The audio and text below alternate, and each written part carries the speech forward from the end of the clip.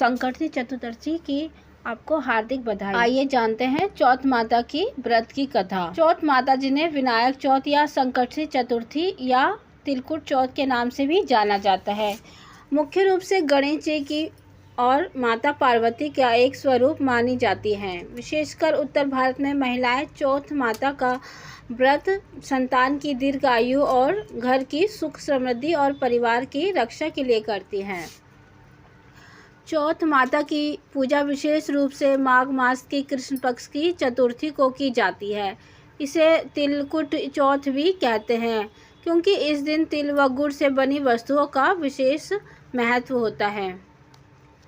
आइए जानते हैं चौथ माता की व्रत की कथा। बहुत समय पहले एक गांव में एक साहूकार और उसकी पत्नी रहते थे। उनके घर में खूब धन संपत्ति थी, पर कोई संतान नहीं थी। उन्होंने कई मंदिरों में जाकर पूजा की, व्रत किए, साधु संतों की सेवा की, पर उन्हें संतान का सुख नहीं मिला। अंततः एक दिन माता पार्वती ने उन पर कृपा की और एक सुंदर बालक उनके घर जन्म दिया। उनके पुत्र का नाम गणेश रखा गया। वह अत्यंत होशियार और संस्कारी था। वह 5 वर्ष का हुआ तो एक दिन गांव की स्त्रियां चौथ माता का व्रत कर रही थी। वह बालक पूछ बैठा, माँ ये चौथ का व्रत क्यों करती है? उनकी माँ ने कहा, बेटा यह व्रत चौथ माता का जो संतान की रक्षा और दीर्घायु के लिए किया जाता है। बच्चा बोला, तो फिर मुझे भी यह व्रत करना चाहिए कि मैं भी माता की सेवा करूंगा। माँ ने उसे समझाया कि यह स्त्रियों का व्रत है, तुम बच्चे हो, तुम्हें नहीं करना चाहिए। वह जिद पर अड़ गया। अगले दिन बालक जंगल में जाकर एक पेड़ के नीचे बैठ गया, उपवास करने लगा। पूरे दिन उसने कुछ नहीं खाया। संयोगवश जंगल में डाकू आ गए।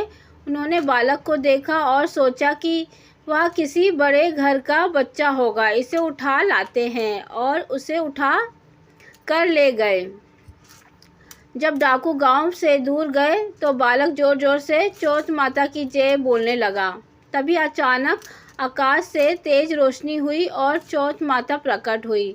माता ने अपने त्रिशूल से डाकुओं को मार भगाया और बालक को अपना आशीर्वाद से सुरक्षित किया।